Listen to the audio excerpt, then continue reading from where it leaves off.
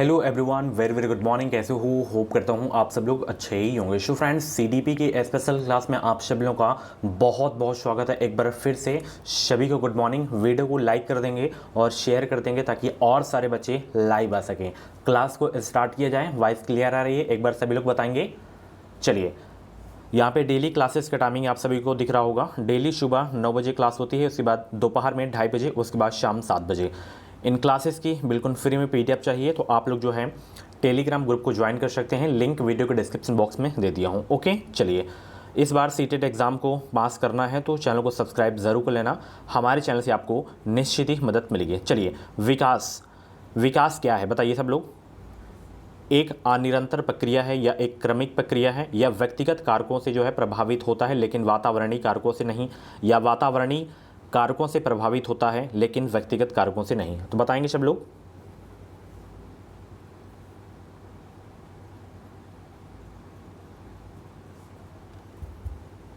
विकास क्या है? सभी लोग जवाब देने का प्रयास करेंगे। वेरी इंपॉर्टेंट क्वेश्चन है। तो विकास एक क्रमिक प्रक्रिया है। क्या है डियर? क्रमिक प्रक्रिया है। यहाँ पे आपका दूसरा वाला बिल्कुल करेक्ट हो जाएगा। ओके, चलिए, बहुत अच्छे। और भी क्लासेस अगर आप लोगों को देखनी है तो आप लोग प्ले लिस्ट में जाके देख सकते हैं। सीटेट दिसंबर 2023 के नाम से प्ले लिस्ट होगी, उसमें आपको सारी की सारी क्लासेस मिल जाएंगी। नेक्स्ट क्वेश्चन, निम्न में से कौन सा विकास को प्रभावित करने वाला जो है वातावरणीय कारक है? वंशाणु, परिपक्वता या आनुवंशिकता या विद्यालय? निम्न में से कौन सा विकास को प्रभावित करने वाला वातावरणीय कारक है? वेरी इजी क्वेश्चन है, बहुत अच्छे। निम्न में से कौन सा विकास को प्रभावित करने वाला वातावरणीय कारक है? वो आपका विद्यालय है। यहाँ पे दूसरा का चौथा आपका बिल्कुल करेक्ट हो जाएगा। ओके, चलिए, बहुत अच्छे। बहुत छोटे बच्चों के लिए निम्न में से जो है कौन सा समाजीकरण का प्राथमिक और प्रधान घटक है? बताइए, तीसरा का जवाब दीजिए सब लोग। बहुत छोटे बच्चों के लिए निम्न में से कौन सा समाजीकरण का प्राथमिक और प्रधान घटक है? जनसंचार या सांस्कृतिक प्रचलन या विद्यालय या परिवार? तीसरा का जवाब दीजिए सब लोग। बहुत अच्छे। बहुत छोटे बच्चों के लिए निम्न में से कौन सा समाजीकरण का प्राथमिक और प्रधान घटक है? फॉर्म आपका जो है नवंबर के फर्स्ट वीक में देखने को मिल जाएगा। 1 से 2 नवंबर के बीच में आपको नोटिफिकेशन इसका देखने को मिल जाएगा, तो तैयारी में आप लोग लगे रहें। बहुत छोटे बच्चों के लिए निम्न में से जो है कौन सा समाजीकरण का प्राथमिक और प्रधान घटक है? वो आपका परिवार है। ओके, यहाँ पे तीसरा का चौथा आपका बिल्कुल करेक्ट हो जाएगा। अगला प्रश्न यहाँ पे देखना कि जीन पियाजे के जो है संज्ञानात्मक विकास सिद्धांत के अनुसार किस चरण पर अनैच्छिक क्रियाएं अधिगम का प्रधान और प्राथमिक माध्यम होती हैं? संवेदी गामक अवस्था में या पूर्व संक्रियात्मक में या मूर्त संक्रियात्मक में या औपचारिक संक्रियात्मक में? चौथा का जवाब दिए सब लोग। जीन पियाजे के संज्ञानात्मक विकास सिद्धांत के अनुसार किस चरण पर अनैच्छिक क्रियाएं अधिगम का प्रधान और प्राथमिक माध्यम होती है? तो वो आपका है संवेदी गामक। चौथा का ए आपका बिल्कुल करेक्ट हो जाएगा। अगला प्रश्न यहाँ पे देखना, जीन पियाजे के अनुसार नई जानकारी की समझ बनाने के लिए मौजूदा स्कीमा में बदलाव की प्रक्रिया क्या कहलाती है? केंद्रीकरण या समायोजन या अंशातुलीकरण या संवेदन? बहुत अच्छे। जीन पियाजे के अनुसार जो है नई जानकारी की समझ बनाने के लिए मौजूदा स्कीमा में बदलाव की प्रक्रिया क्या कहलाती है? और ये सारे के सारे आपके जो है प्रीवियस ईयर के क्वेश्चन हैं। ओके, क्या कहलाती है? समायोजन कहलाती है। 5 का यहाँ पे आपका दूसरा वाला बिल्कुल करेक्ट हो जाएगा। अगला प्रश्न यहाँ पे देखना, समीपस्थ विकास का क्षेत्र संप्रत्यय निम्न में से किसने प्रतिपादित किया था? जीराम ब्रूनर ने या B.F. स्किनर ने या लेवाइगोस्की ने या हावर्ड गार्डनर ने? समीपस्थ विकास का क्षेत्र संप्रत्यय निम्न में से किसने प्रतिपादित किया था? ये किया था लेओ वाइगोस्की ने। यहाँ पे 6 का तीसरा आपका बिल्कुल करेक्ट हो जाएगा। बहुत ही अच्छे। अगला प्रश्न यहाँ पे देखना, लेओ वाइगोस्की ने जो है विकास को डैश से डैश में बदलाव के रूप में परिकल्पित किया था?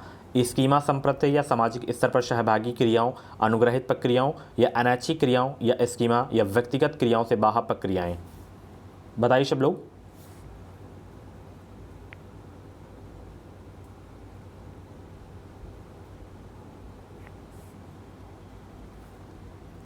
शेवेन का जवाब दीजिए सब लोग।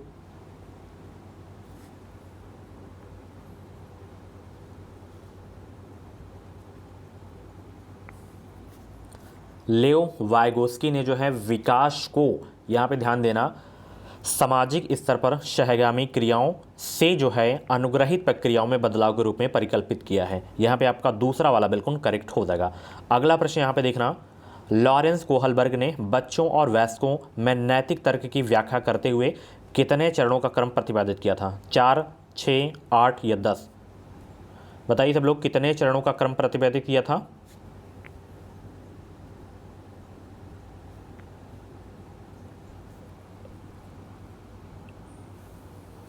तो टोटल जो है 6 चरणों का क्रम प्रतिपादित किया था।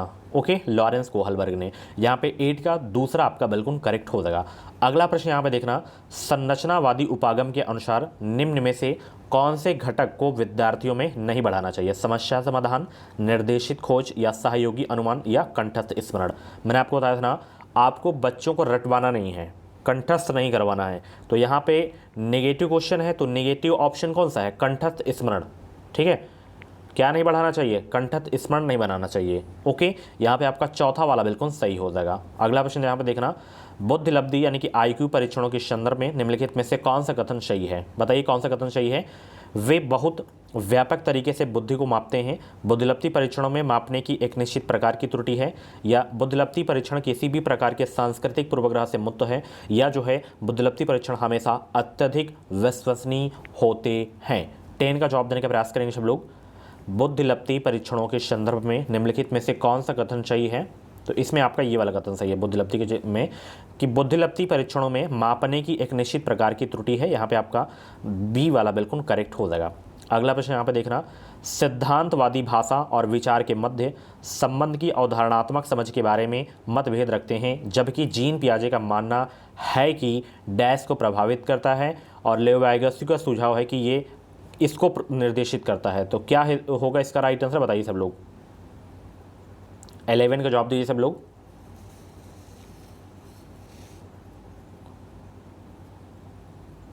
तो यहां पे देखना, संज्ञान को प्रभावित करता है।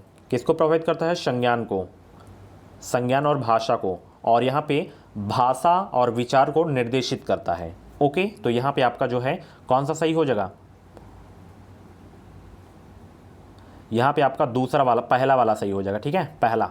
चलिए, बहुत अच्छे। अगला प्रश्न आप देखना, अगला प्रश्न बहुत इंपॉर्टेंट है, ये आप लोग कर भी लेंगे क्योंकि कई बार ये क्वेश्चन मैं करवा चुका हूँ, कि पाठ्य पुस्तकों में महिलाओं की तुलना में पुरुषों का अधिक प्रतिनिधित्व होना किसका उदाहरण है? जेंडर पूर्वाग्रह, जेंडर क्षमता, जेंडर समानता या जेंडर निष्पक्षता?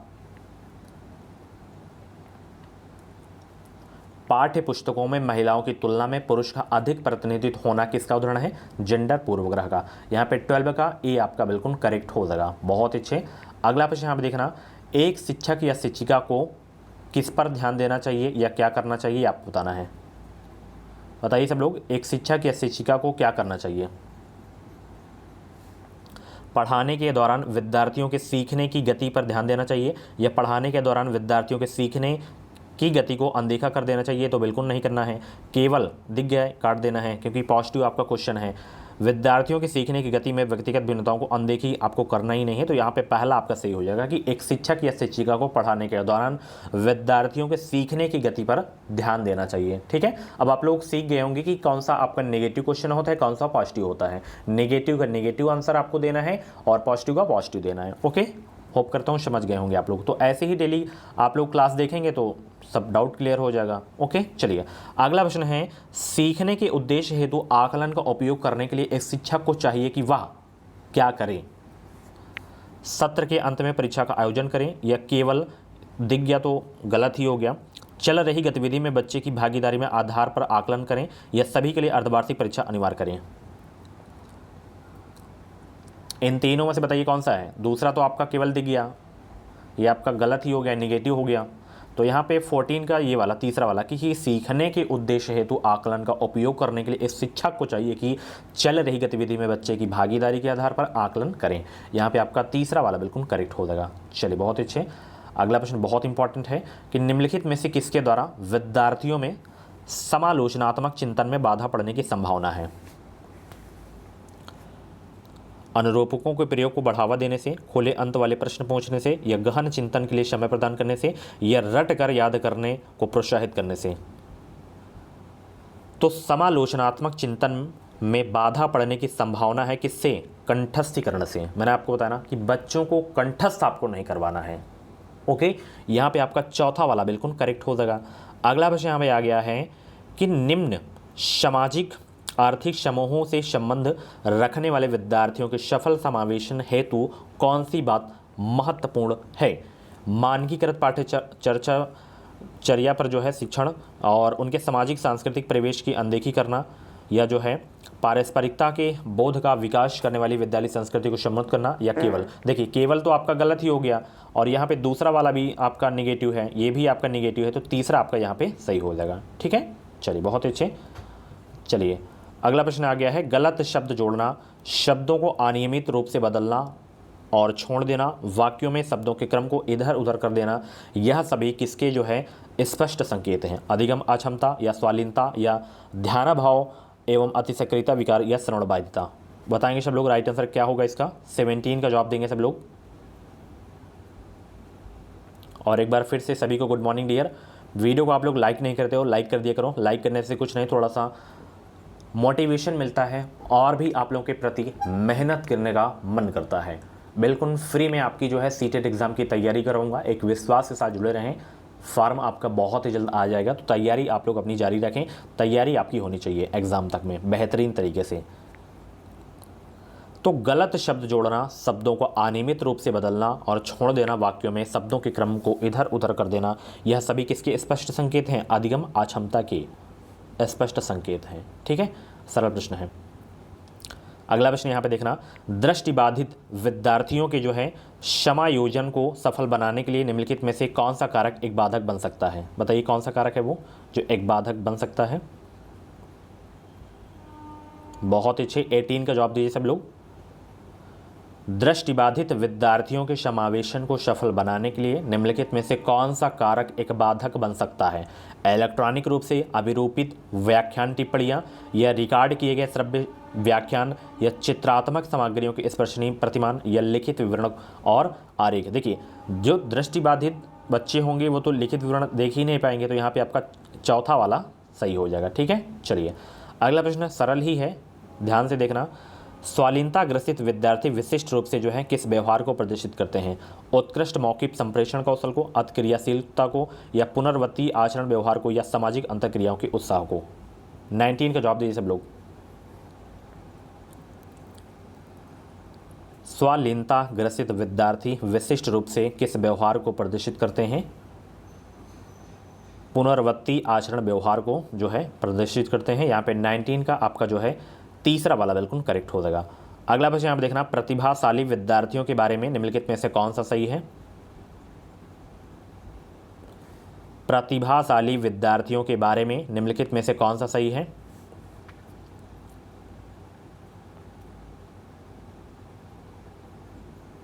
वे अत्यधिक प्रयासों द्वारा सीखते हैं, या वे जानकारी को समझने में अधिक समय लेते हैं, या जो है उनमें औसत से अधिक क्षमता होती है, या उनके विचारों में रचनात्मकता या और मौलिकता की कमी होती है। तो प्रतिभाशाली विद्यार्थियों के बारे में निम्नलिखित में से जो इसमें सही है कि उनमें औसत से अधिक क्षमता होती है। ओके, यहाँ पे 20 का तीसरा आपका बिल्कुल करेक्ट हो जाएगा।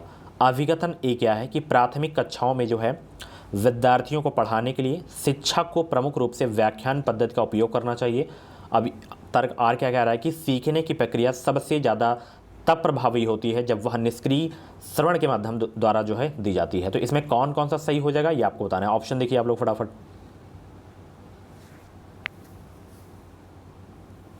देखिए एक चीज़ याद रखना, ये आपका नेगेटिव है, व्याख्यान पद्धति का उपयोग आपको नहीं करना है। ठीक है, जहाँ पे भी व्याख्यान पद्धति आपको दिख जाए तो आपका गलत हो जाएगा। अब यहाँ पे देखना ये क्या कह रहा है तर्क आर जो है, सीखने की प्रक्रिया सबसे ज़्यादा तब प्रभावी होगी जब वह निष्क्रिय श्रवण के माध्यम द्वारा दी जा रही। निष्क्रिय आपका क्या होगा, यहाँ पे भी आपका ये क्या हो जाएगा, निगेटिव हो जाएगा। ठीक है, सक्रिय होना चाहिए। क्या होना चाहिए, सक्रिय होना चाहिए। ये निष्क्रिय आपका क्या होता है, निगेटिव होता है। दोनों आपके कथन आपके गलत हो जाएंगे, ये ए और आर दोनों गलत हो जाएंगे। चलिए, वास्तविकता दुनिया के संदर्भों से सीखने के लिए मस्तिष्क डैश है, इसलिए विद्यालयों को किस अधिगम पर जो है जोर देना चाहिए? सक्षम रचनात्मक, या जो है असक्षम अन्वेषण, या सक्षम पाठ्यपुस्तक आधारित, या असक्षम गैर संदर्भित?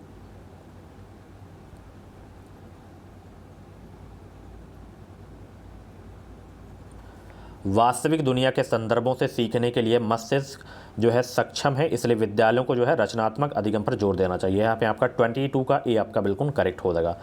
अगला प्रश्न, रचनावाद किसका समर्थन करता है? बताइए, रचनावाद जो है किसका समर्थन करता है? शिक्षार्थियों द्वारा नए ज्ञान के सृजन को, या शिक्षकों द्वारा नए ज्ञान की अस्वीकृति का, या पहले से अर्जित ज्ञान के पुनरुत्पादन का, या रटकर याद किए गए ज्ञान के प्रदर्शित का? तो ये करता है शिक्षार्थियों द्वारा नए ज्ञान के सृजन का। ओके, 23 का ये आपका बिल्कुल करेक्ट हो जाएगा। अगला प्रश्न आप देखना, कक्षा में सभी शिक्षार्थियों को शामिल करने के लिए जो है डैश विविध साधन का जो है प्रदान करना महत्वपूर्ण है। किस विविध साधन प्रदान करना महत्वपूर्ण है, ये आपको बताना है।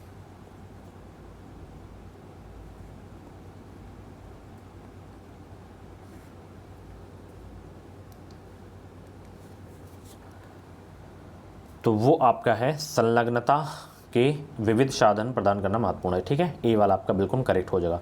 अगला प्रश्न ये है, एक समस्या को कई मध्यवर्ती उपलक्ष्यों में विभाजित करने की युक्ति और फिर प्रत्येक मध्यवर्ती उपलक्ष्य को हल करने के साधनों का पता लगाना क्या कहलाता है? मौखिकीकरण, अनुरूपात्मक चिंतन, साधन अंतर्विश्लेषण, या कार्यात्मक स्थिरता? वह कहलाता है साधन अंत विश्लेषण। यहाँ पे आपका तीसरा वाला बिल्कुल करेक्ट हो जाएगा। अभिगतन ए क्या है कि अध्यापकों को पढ़ाई जाने वाली अवधारणाओं के बारे में विद्यार्थियों के सहज सिद्धांतों के बारे में जानना चाहिए और उसी के आधार पर पाठ आगे बढ़ाना चाहिए। तर्क आर क्या है कि विद्यार्थियों के सहज सिद्धांत एक प्रकार की वैकल्पिक अवधारणाएं होती हैं और आगे के अधिगम में बहुत मायने रखती हैं। तो इसमें कौन कौन सा कथन आपका सही है ये आपको बताना है, या कोई नहीं सही है? बताइए सभी लोग। इसमें देखिए ए और आर दोनों सही हैं और आर ए की सही व्याख्या करता है। ठीक है, चलिए बहुत अच्छे। अभिगतन ए क्या है? देखिए, अभिगतन और तर्क वाले प्रश्न कैसे किए जाते हैं। सबसे पहले अभिगतन आपको पढ़ना है, फिर तर्क पढ़ना है। अब सबसे पहले इसमें देखना है कि अभिगतन और तर्क आपके सही हैं या नहीं सही हैं। अगर ए वाला सही है तो ए आपको देख लेना है, आर वाला सही है तो ए ऑप्शन देख लेना है। अब जैसे अभिगतन ए है तो ये इसका जो है व्याख्या करता है इसकी कि नहीं व्याख्या करता है, अभिगतन ए की, ये आपको देखना है। उसको फॉलो कर रहा है या नहीं करना है, उससे अलग है या नहीं है। अगर नहीं कर रहा है तो नहीं आपको करना है। अब यहाँ पे देखना ए आर दोनों सही हैं और आर ए की सही व्याख्या करता है, आर जो है ए की सही व्याख्या करता है, मैच कर रहा है, तो आपका सही हो जाएगा। निम्नलिखित में से कौन सा आंतरिक अप्रेरणा का एक उदाहरण है? नगद पुरस्कार जीतने के लिए पढ़ाई करना, या अपने साथियों की प्रशंसा पाने के लिए नृत्य का प्रदर्शन करना, या प्रथम स्थान पर आने के लिए दौड़ प्रतियोगिता में भाग लेना, या जिज्ञासावश किसी विषय पर शोध करना? निम्नलिखित में से कौन सा आंतरिक अप्रेरणा का एक उदाहरण है? तो वो आपका है जिज्ञासावश किसी विशेष पर शोध करना। चौथा आपका सही हो जाएगा। निम्नलिखित में से कौन से कारक सीखने की प्रक्रिया को प्रभावित करते हैं? कौन से कारक सीखने की प्रक्रिया को जो है प्रभावित करते हैं?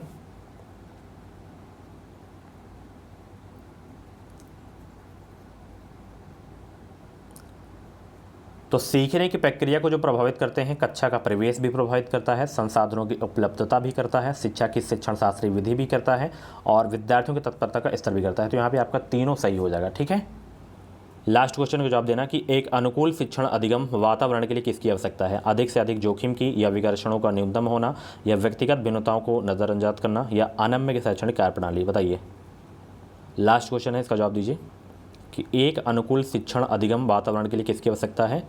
तो विकर्षणों का न्यूनतम होना, ये आपका सही हो जाएगा। ठीक है, सो फ्रेंड्स, ये थी आज की जो है सीडीपी की क्लास। कैसी रही क्लास कमेंट बॉक्स में अपना फीडबैक ज़रूर देना, और 30 में से जितने भी क्वेश्चंस आपके करेक्ट हुए हों कमेंट बॉक्स में अपना स्कोर भी ज़रूर बताना।